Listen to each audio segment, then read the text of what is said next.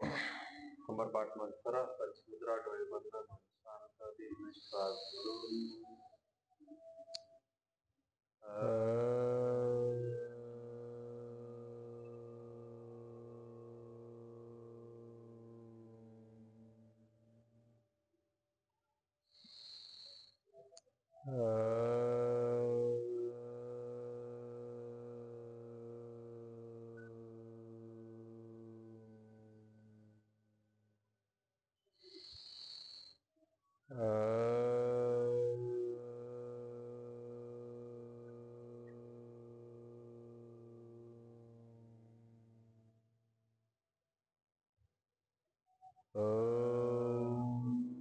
कृष्णाय वासुदेवाय हरये परमात्मने प्रणतः क्लेशनाशाय गोविंदाय नमो नमः।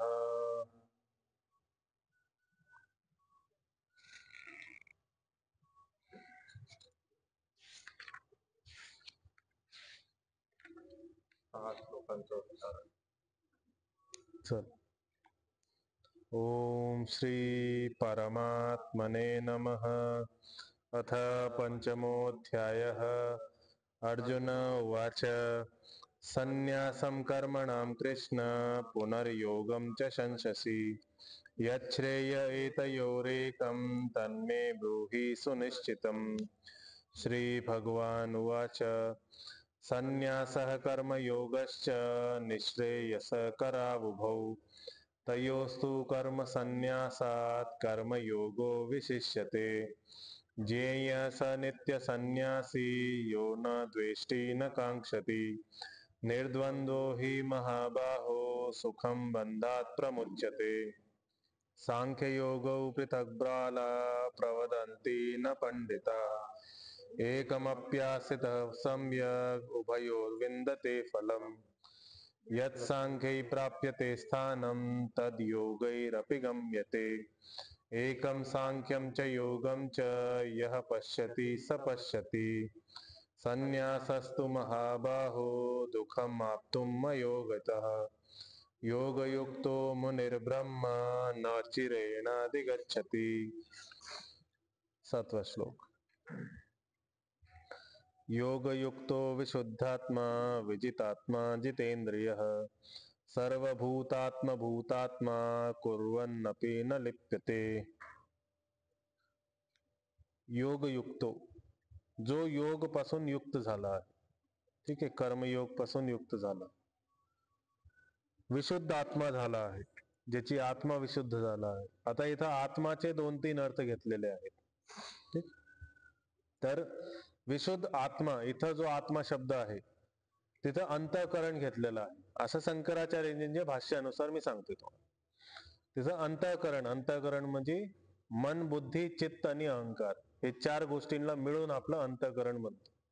तर मन आपल्याला माहिती आहे, बुद्धी निर्णय घेणारी आहे, मन विचार करणारी आहे, ठीक आहे। चित्त ज्यामध्ये आपले सगळे संस्कार साठून राहतात, आणि अहंकार जो आपल्याला नेहमी की मी करतोय, मी घेतोय, मी देतोय, मी काम करतोय, हा जाणीव करण्याचा जो तत्व आहे तो अहंकार आहे, ठीक आहे। इगो नाही आहे, जाणीव करण्याचा जो तत्व आहे तो अहंकार आहे। तर विशुद्ध आत्मा जो अंतःकरण विशुद्ध झाला आहे, ठीक आहे, असं चांगल्या प्रकारे शुद्ध झाला आहे, म्हणजे निश्चय, बुद्धीमध्ये निश्चय करताना पण चांगला निश्चय करतो, मनामध्ये विचार करताना पण चांगला विचार करतो, अहंकार पण व्यवस्थित करतो, अहंकार मध्ये खूप जास्त इगो ठेवत नाही, आणि मन बुद्धी चित्त, चित्त मध्ये पण संस्कारांना सोडून देतो, लिप्त होत नाही त्या संस्कारांपासून। त्याच्यानंतर विजित आत्मा, इथं विजित आत्मा जो, इथं जो आत्मा शब्द लिहिलेला आहे, इथं शरीर घ्यायचं आहे, बाह्य शरीर, आपले 2 हात 2 पाय, आपला धड आणि डोकं। तर ज्यांनी ह्या शरीराला जिंकलेलं आहे, तर शरीराला आपण परिश्रमाने जिंकू शकतो, कर्म केल्याने, कर्मयोग केल्याने आपण जिंकू शकतो, ठीक आहे। आणि जितेंद्रिय, त्या शरीरामध्ये जी 11 इंद्रिय आहेत, मन, 5 ज्ञानेंद्रिय, 5 कर्मेंद्रिय, ह्याला ज्यांनी जिंकलेलं आहे असा विजित आत्मा शरीराला जिंकलेला आहे आणि 11 इंद्रियांना पण जिंकलेलं आहे. सर्व भूतात्मा ज्यांनी सगळ्या भूतांमध्ये स्वतःची आत्माला अनुभव केलेला आहे की जसे हे आहेत तसंच मी आहे, माझ्यामध्ये पण त्यांच्यासारखी एक आत्मा आहे असं. तो व्यक्ती काय असतो, तो व्यक्ती करतो कुर्वन् अपि न लिप्यते, तो व्यक्ती कर्म करताना पण लिप्त होत नाही. ठीक आहे ना. जो योगयुक्त आहे, ज्याचा अंतःकरण विशुद्ध झाला आहे, चांगल्या प्रकारे शुद्ध झाला आहे, ज्यांनी शरीराला जितलेलं आहे, शरीराला कोणत्याही प्रवाहामध्ये वाहून नाही टाकलेलं, शरीराला कंट्रोल ठेवलेला आहे, इंद्रियांना पण कंट्रोल केलेला आहे, जिंकलेला आहे, आणि जो सगळ्या भूतांमध्ये स्वतःला बघतो. मग ते इथं सांगतात की ब्रह्मपासून स्तंभ पर्यंत.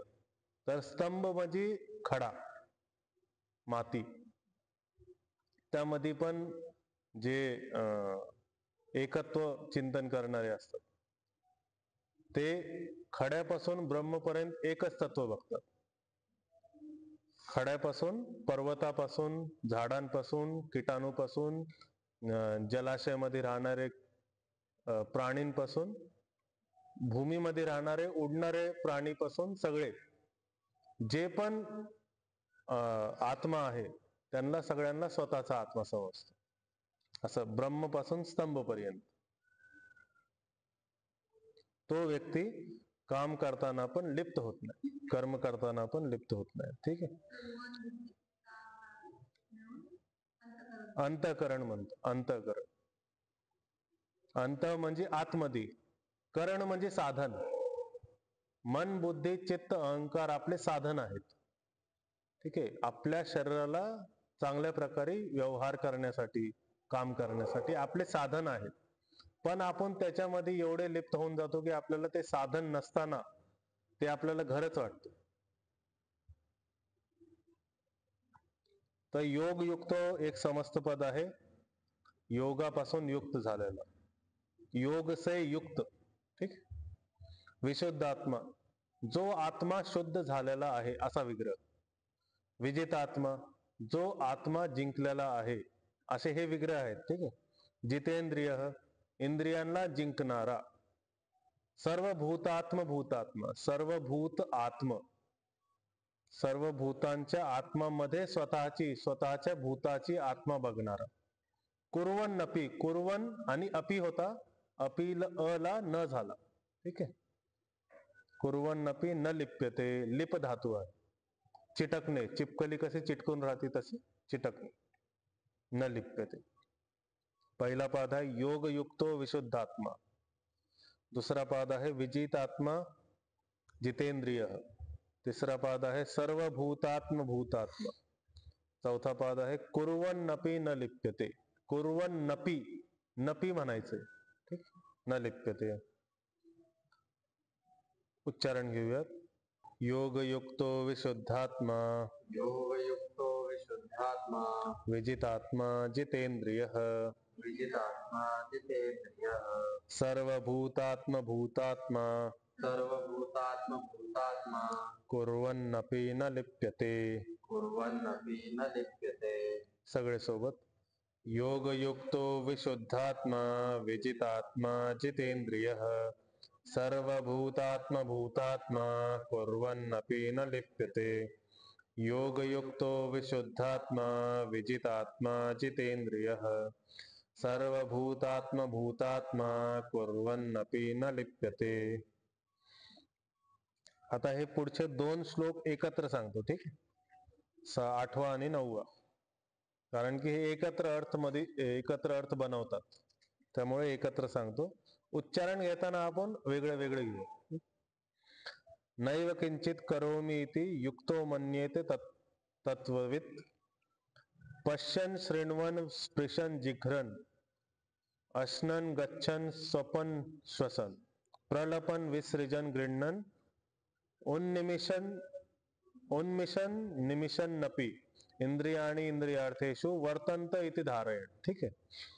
आता हे जे सांगितलंय की नैव किंचित करोमी इति, जसं वरच्या ह्याच्यात सांगितलंय की करताना पण लिप्त होत नाही, तसं ह्याचाच सिमिलर भावार्थ आहे की नैव, न एव संधी झाली, न एव किंचित करोमी इति, मी काही सुद्धा करत नाही.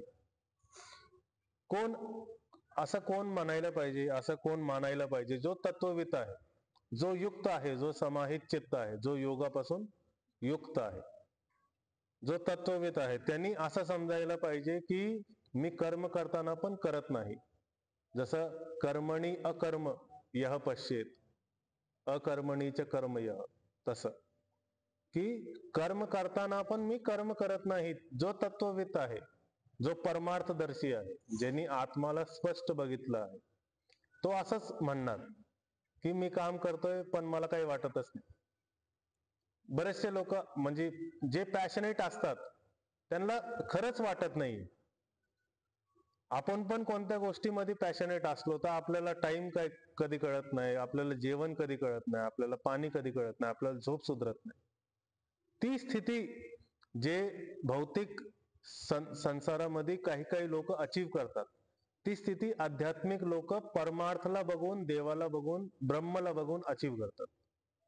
त्यामुळे ते असं म्हणू शकतात की नैव किंचित करोमी इति, की मी कर्म करताना पण काहीच करत. मग कर्म दिलेले आहेत, हे कर्म आहेत पश्यन बघणे, श्रृण्वन ऐकणे, स्पृशन स्पर्श करणे, जिघ्रन सूंघणे, श्वास आपलं नाकाने सूंघणे, अश्नन खाणे, गच्छन जाणे, स्वपन शय्या निद्रा, श्वसन श्वास घेणे, प्रलपन वार्तालाप करणे, प्रलपन वार्तालाप करणे, विसृजन त्याग करणे.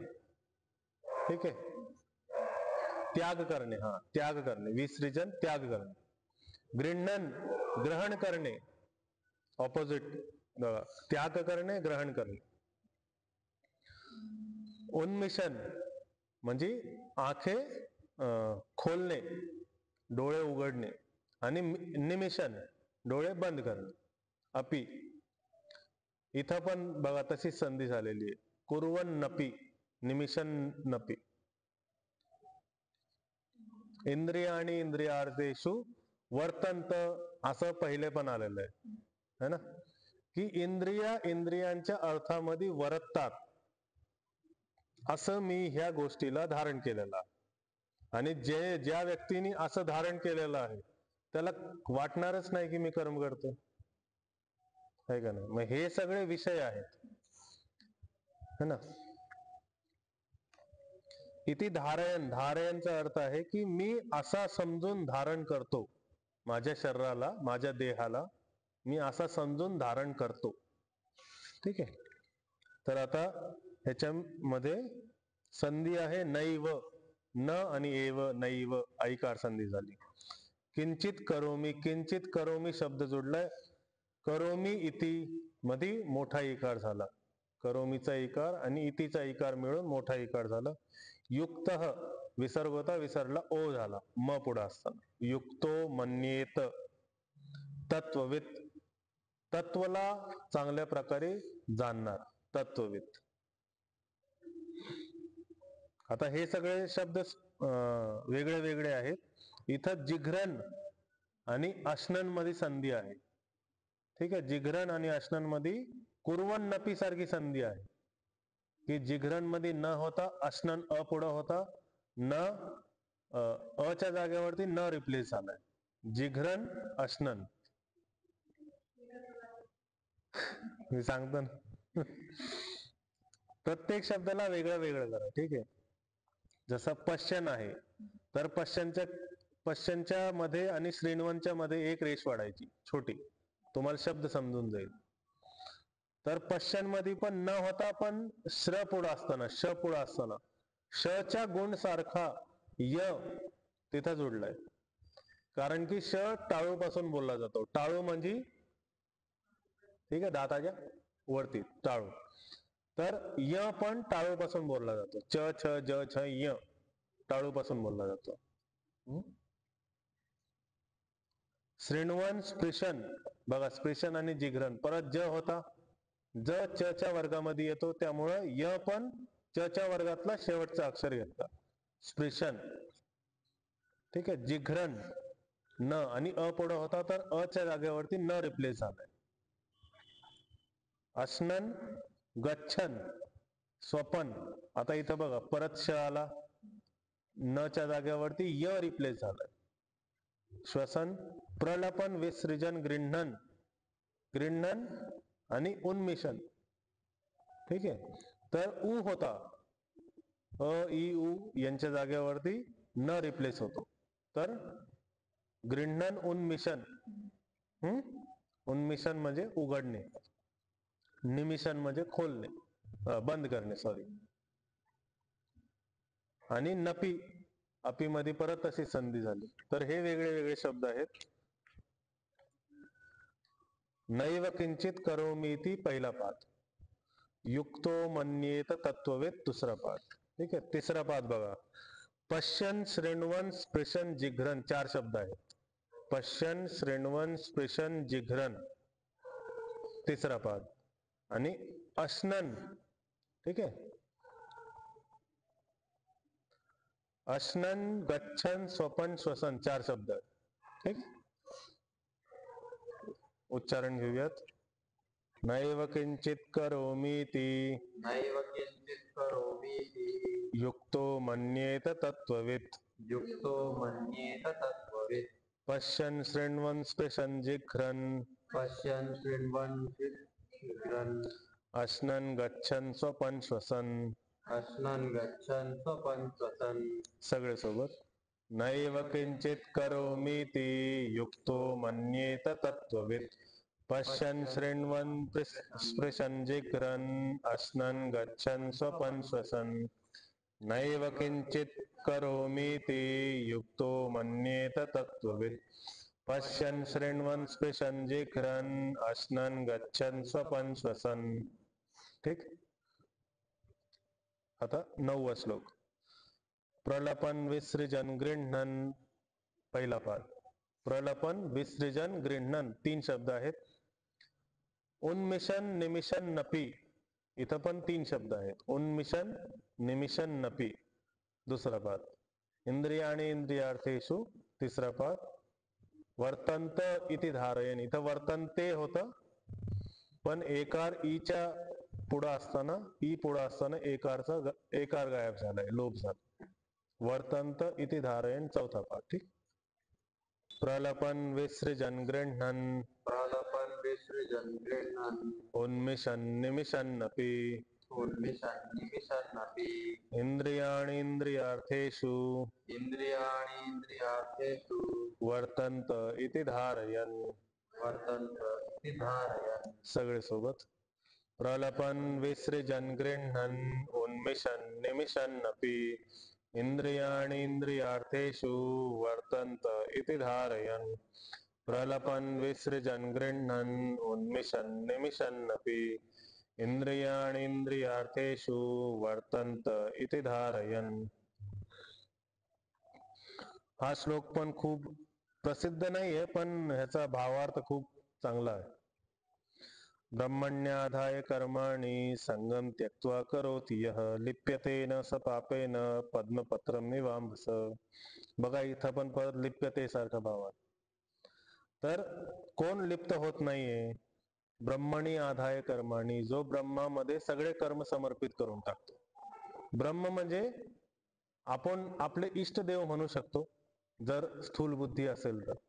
सूक्ष्म बुद्धी असेल तर ब्रह्म म्हणू शकतो. अजून सूक्ष्म असेल तर तो एक आत्मतत्व है ना. तर जो त्या आत्मतत्वामध्ये, ब्रह्मामध्ये सगळे कर्म समर्पित करून टाकतो. ब्रह्मणी आधाय, आधाय चा अर्थ असतो थोडक्यात आधान करणं, आधान करणं म्हणजे सोडून टाकणं. ठीक. संगम त्यक्त्वा करोति यः, आणि कसे सोडायचे? संग सोडून कर्म करायचे. म्हणजे फक्त कर्म नाही सोडायचे की मी कर्म समर्पित केले, पण जर अटॅचमेंट राहिला तर तो कर्म समर्पित होतच नाही. मग संग पण सोडायचा, अटॅचमेंट पण सोडायची. संगम त्यक्त्वा करोति यः, तो व्यक्ती. लिप्यतेन स पापेन, तो व्यक्ती पापापासून लिप्त होत नाही, पाप से लिप्त नहीं होता. कसं लिप्त नाही होता? पद्मपत्रम इवांभस, जसं कीचड मध्ये कमल उगतो आणि कमलाचे पत्ते पण असतात, पण ते पत्ते तरी कीचड मध्ये लिप्त होत नाही आणि कमल पण होत नाही, कारण की कमल वरतीच आहे. तर जसे कमलाचे पत्ते त्या कीचड मध्ये लिप्त होत नाही, तसं बाहेरी संसारामध्ये किती पण कीचड असला तरी तो व्यक्ती लिप्त होत नाही, ज्यांनी संग सोडून कर्म केलेले आहेत आणि ब्रह्म मध्ये समर्पित कर्म केलेले आहेत. ठीक आहे. तर संधी आहे ब्रह्मणी आधाय, यकार संधी आहे ब्रह्मणी आधाय, ब्रह्मण्याधाय. ठीक आहे. ब्रह्मण याधाय असं म्हणा. कर्माणी संगम त्यक्त्वा करोति यः स्पष्ट आहे. लिप्यतेन स पापेन. पद्मपत्रम, पद्म के पत्र की तरह, इव म्हणजे तुलना केलेली आहे. इव अंबसा, इव तुलना केलेली आहे, कर्म लिप्त नाही होत त्याच्यासोबत. ठीक आहे. अंबसा म्हणजे पाणी, जल, जलाशय. ठीक आहे. ज्या जलाशयामध्ये कर्माचा पत्ता लिप्त होत नाही तसा. तर इव तुलनासाठी अंबसा म्हणजे जलाशय, पद्म म्हणजे कमल आणि पत्र म्हणजे कमलेचा पत्र. ठीक आहे.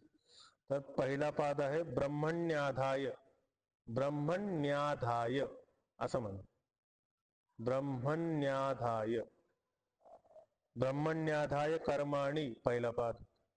संगम त्यक्त्वा करोति यः दुसरा पाद. लिप्यतेन स पापेन तिसरा पाद. पद्मपत्रम इवांभस, पद्मपत्रम वेगळं म्हणायचं, इवांभसा वेगळं म्हणायचं. उच्चारण घेऊयात. ब्रह्मण्याधाय कर्माणि, ब्रह्मण्यादाय कर्माणि संगम त्यक्त्वा करोति यः, संगम त्यक्त्वा करोति यः, लिप्यतेन स पापेन लिप्यतेन स पापेन पद्मपत्रम इवांभसा. पद्मपत्रं विना. सगळे सोबत. ब्रह्मण्याधाय कर्माणि संगम त्यक्त्वा करोति यः, लिप्यतेन स पापेन पद्मपत्रम इवांभसा. ब्रह्मण्याधाय कर्माणि संगम त्यक्त्वा करोति यः, लिप्यतेन स पापेन पद्मपत्रम इवांभसा. आता आत्माच्या विषयी खूप इथं आहे की आत्मा विशुद्ध, विजित आत्मा, भूत आत्मा, त्यानंतर शेवटी पण जो ब्रह्म मध्ये सगळे कर्म देतो, ब्रह्म म्हणजे पण आत्मा. तर आपण आधी काय समजू की आत्मा ही काय आहे, कशी आहे, कुठून येते, तिचे काय कॅरेक्टर्स आहेत, ती कशी असते आणि ते कसं काम करते. ठीक आहे. एवढं समजल्यानंतर मग आपण याला पुढच्या गोष्टींना क्लिअर, एकदम सोप्या भाषेत ते होऊन जाईल. तर आत्मतत्व हे बुद्धीच्या पलीकड असल्यामुळं शब्द, रस, गंध किंवा भाषा किंवा कोणतीही गोष्ट,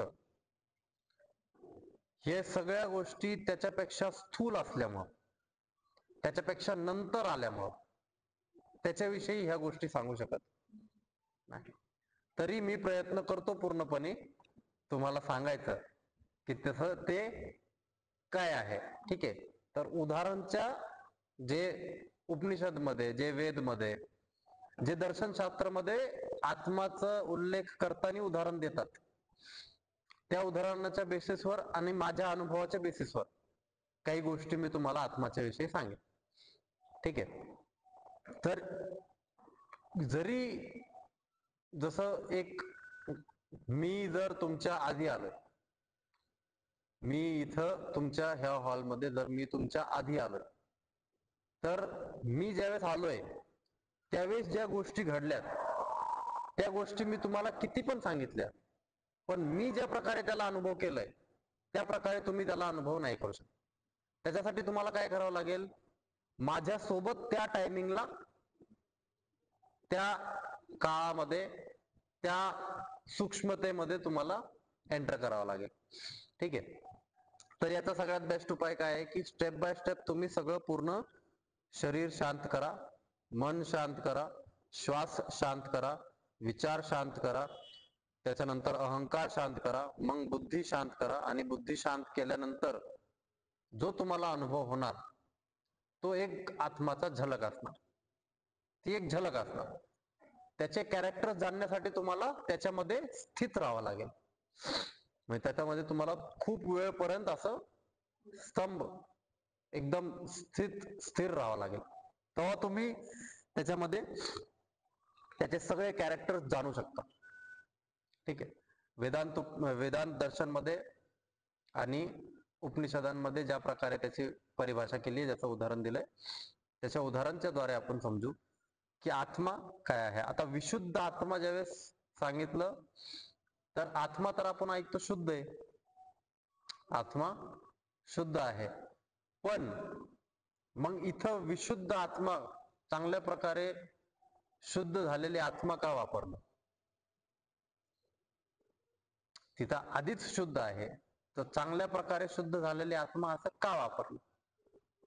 की इथं त्यांनी उदाहरण प्रकृती सोबत जोडल्यानंतरचा घेतलंय.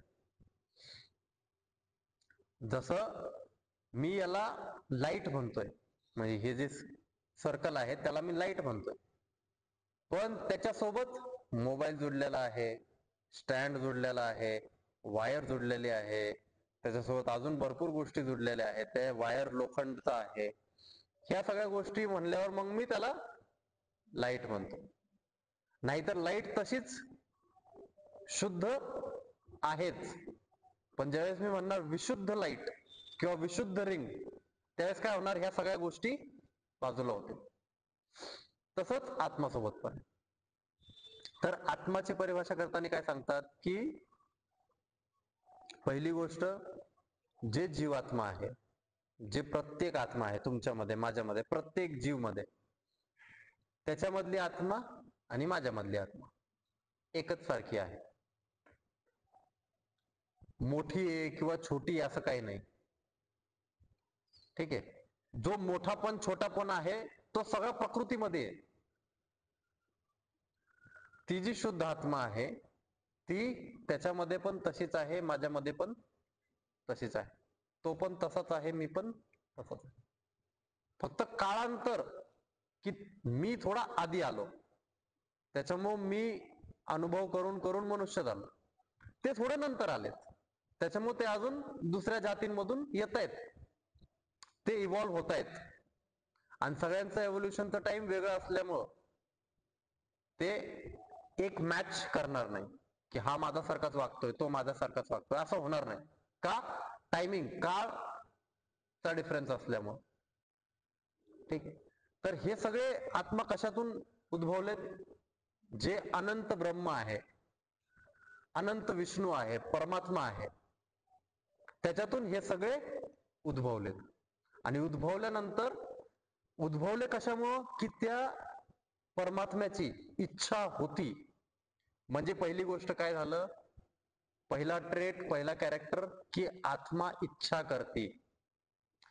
जसं आपण म्हणतो की आत्मा इच्छा करते, म्हणजे त्याची फ्री विल आहे. तत्त्वम असि आणि अहम ब्रह्मास्मी,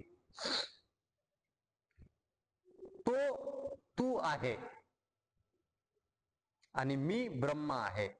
हे जे दोन शब्द आहेत, हे जे दोन श्लोक किंवा दोन टर्म्स आहेत, जे सूत्रामध्ये, श्लोकमध्ये आणि मंत्रमध्ये पण आहेत. तत्त्वमसि, तो तू आहे, आणि अहम ब्रह्मास्मी, मी ब्रह्म आहे. म्हणजेच मी तोच आहे, तेच आहे, फक्त मी सर्वत्र व्याप्त नाहीये, मी त्याच्यासारखा सर्वत्र व्याप्त नाहीये, मी पण इच्छा करतोय, पण ह्या शरीराच्या अधीन इच्छा करतोय. या शरीराच्या बाहेर मी इच्छा नाही करू शकत. का? की तिथं इंटरफेरन्स प्रकृतीचा असणार आहे आणि बाकी जीवांचा पण असणार आहे. तर ह्या शरीराच्या बाहेर मी इच्छा नाही करू शकत. इच्छा काय होणार? या शरीराच्या आतमध्ये होणार. आता आपण इथून थोडस ह्या श्लोकला घेऊ, 8व्या 9व्या श्लोकला घेऊ, मग परत 7व्या श्लोकला आणि मग 10व्या श्लोकला घेऊ. ठीक आहे. तर काय समजलं की जे पण होतंय ते आतमध्ये होतंय. म्हणजे माझी आत्मा, माझं जे कॉन्शियसनेस आहे, माझी जी चेतना आहे, ती इच्छा करतीये, ते सगळं आतमध्ये होतंय. तर हे पश्यन, शृण्वन, स्पर्शन हे सगळं कुठं होतंय? आतमध्ये होतंय. असं जो समजतो की हे आतमध्ये होतंय, पण हे आतमध्ये होऊन कुठं राहतंय? प्रकृतीमध्येच राहतंय. आत्मापर्यंत जात नाहीये. आत्मा फक्त द्रष्टा आहे. दुसरा ट्रेट आत्माचा, की तो द्रष्टा आहे. द्रष्टा म्हणजे अनुभव करणारा. बस. पहिला ट्रेट काय सांगितलं? इच्छा करतो. दुसरा अनुभव करतो. द्रष्टा म्हणजे फक्त पाहणारा नाही, ऐकणारा पण तोच आहे. बोलणारा, बोलण्याची शक्ती देणारा तो आहे, पण बोलायच्या मध्ये जे शब्द आहेत, जे गुण आहे, जे ज्ञान आहे, तो सगळा प्रकृतीमध्ये आहे. ठीक आहे. तर याचे दोन ट्रेड आपल्याला कळते. एक तो अनुभव करणारा आहे आणि एक तो इच्छा करणारा आहे. तर इच्छा तो करणार, अनुभव तो करणार, पण सगळ्या गोष्टी होणार कुठं? प्रकृतीमध्येच होणार. तर ह्या जेवढ्या पण गोष्टी सांगितल्यात, पाहणारा, ऐकणारा, स्पर्श करणारा, वास घेणारा, खाणारा, हा सगळा जो तत्ववेत्ता आहे, मी सांगितलं जसं मला, ते तत्ववेत्ता म्हणजे आत्मा तत्वाला जाणणारा आणि बाकीच्या प्रकृतीच्या सगळ्या तत्वांना जाणणारा. फक्त आत्मा तत्वांना जाणणारा तो कन्फ्यूज होईल की हे मी आहे का प्रकृती आहे. पण दोन्ही गोष्टींना जाणणारा कन्फ्यूज नाही होणार. फक्त एकच गोष्टीला जर मी जाणलं, तर दुसरी गोष्ट काय आहे ही जर मला माहित नसली, तर मी त्याला सेपरेट करू शकत नाही. त्याच्यामुळे तत्ववित्त मध्ये आत्मतत्वाला जाणणारा पण आहे आणि प्रकृतीच्या सगळ्या तत्वांना पण जाणणारा आहे. तो काय करणार? हे जेवढे पण गोष्टी सांगितल्यात, जाणारा, स्वप्न पाहणारा, बोलणारा, सोडणारा, स्वीकार करणारा, खेळणारा, खोलणारा, बंद करणारा, हे जेवढे पण करणारा आहे तो आत्मा आहे. पण होतंय कशामध्ये सगळ्या गोष्टी? प्रकृतीमध्ये. ठीक आहे. आणि हे सगळं इच्छा करणं, त्याच्यानंतर लिप्त न होऊन सगळ्या गोष्टी करणं, हे सगळं एक अजून आपल्याला स्ट्रेट समजतं की ते कॉन्शियस आहे, चेतना शक्ती आहे.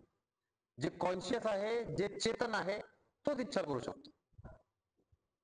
जो चेतन आहे तोच एनर्जी देऊ शकतो. जसं ही जड आहे, पण याचा जसं संयोग चेतन सोबत होतोय, ही पण चेतन होऊन जाते. हे आपोआप असं मूव्ह नाही करणार, याला चेतनाची गरज आहे. तुम्ही म्हणता की मग बॅटरीच्या गोष्टी कशा चालतात? त्याच्यामध्ये पण एक सोर्स दिलेला आहे. ठीक आहे. आता इथं आपल्याला हे समजणं गरजेचं आहे की ही एक एनर्जी आहे. ठीक आहे. आणि याच्यातून सगळ्या एनर्जी ट्रान्सफॉर्म झालेल्या आहेत. अनंत ब्रह्म मधून फक्त त्याची एक स्वरूप तर आला, दुसऱ्या डायमेन्शन मध्ये, पहिल्या डायमेन्शन मध्ये. पण त्याच्यासोबत अजून कितीतरी एनर्जीज ट्रान्सफॉर्म झाले.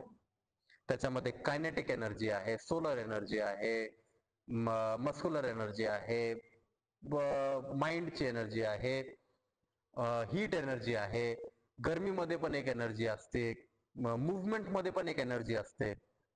ठीक आहे. तर असे कितीतरी प्रकारचे एनर्जीज येतात. अजून आतापर्यंत 24-25 एनर्जीच्या प्रकारच्या एनर्जीचा शोध लागलेला आहे. थर्मल एनर्जी, हे ते, ग्रॅव्हिटेशनल एनर्जी आहे, एक पुल असतो, एक फोर्स असतो, एक पुश करणारा असतो. या सगळ्या एनर्जीचा शोध लागलाय. पण याच्या पलीकडे अजून कितीही एनर्जी येतं, डार्क एनर्जी, डार्क मॅटर, ज्याच्याविषयी आपण नाही जाणत. ठीक आहे. तर हे सगळे एनर्जी कुठून ट्रान्सफॉर्म झालेत, कुठून आलेत? त्याचा मूळ स्रोत चेतना शक्ती आहे. त्याचा मूळ स्रोत विष्णू आहे. त्याचा मूळ स्रोत ब्रह्म आहे. ब्रह्म एक आहे, विष्णू सर्वत्र आहे. ठीक आहे. आणि जे अनंत आहे, त्या अनंतताला, जे शून्य आहे त्या शून्यताला आपण शिव म्हणतो. ठीक आहे. तर असे 3 संप्रदायामध्ये तिन्ही गोष्टी वेगळ्या वेगळ्या प्रकारे सांगतात. ठीक आहे. विष्णू आणि लक्ष्मीला सोबत घेऊन एक पूर्ण 6 पुराण आहेत. ठीक आहे. शिवशक्तीला घेऊन 6 पुराण आहेत. असे 18 पुराण येतात. 6, 6, 12 आणि 6 पुराण ब्रह्मला घेऊन येतात. तर असे ह्या तिन्ही जणांवर 6, 6, 6 पुराण आहेत. ठीक आहे. त्याच्यामधलं सगळं फेमस शिवपुराण, भागवत पुराण. भागवत पुराण विष्णूवर आहे, शिवपुराण शिववर आहे. आणि ब्रह्माचे पण पुराण आहेत, ते एवढे फेमस नाहीयेत. ठीक आहे. तर त्यांना एक्सप्लेन करताना शिवशक्ती काय आहे, शिव अनंत आहे, शक्ती ते कॉन्शियसनेस आहे. विष्णू लक्ष्मीमध्ये काय आहे, विष्णू कॉन्शियसनेस आहे आणि ही शक्ती आहे. ठीक आहे. ब्रह्म आणि सरस्वतीमध्ये शक्ती आणि कॉन्शियसनेस. ठीक आहे. तर सगळं काय आहे, चेतना शक्ती. सोबत म्हणलं तर आत्मा ही चेतना शक्ती आहे. चेतना शक्ती असून ती इच्छा करणारी आहे आणि अनुभव करणारी आहे. ठीक आहे. एवढा स्ट्रेट आहे आत्माचा. आणि ती मग जसं ती जशासोबत जुडणार. आता एक आत्मा आली, तिने बाहेर आल्यानंतर तिची इंडिव्हिज्युअल आयडेंटिटी तयार होती. त्याच्यामुळे सगळी विविधता, डायव्हर्सिटी कशामध्ये, एव्होल्युशन मध्ये तयार झाली. नाहीतर जर तुम्ही विचार करा, जर परमात्मा तर एक आहे, तर त्यांनी जेवढे आत्मा सोडले, अंगिनत आत्मा सोडले, कंटिन्यू चालू आहे, आत्ता पण चालू आहे. असं नाही म्हणू शकत की आत्ता नाही चालू. 0 डायमेन्शन मधून फर्स्ट डायमेन्शन मध्ये आत्ता पण आत्मा एंटर करतायत. पण ते एंटर केल्यानंतर जर सगळे सारखेच आत्मा आहेत, सगळे विष्णूनीच एंटर केलेत, तर एंटर केल्याबरोबर सगळ्यांचं विकसितपणा एकसारखा झाला पाहिजे. सारख्या पाण्यामध्ये विकसित होणार, सारख्यामध्ये सगळ्यांचं सारखा विकास झाला पाहिजे.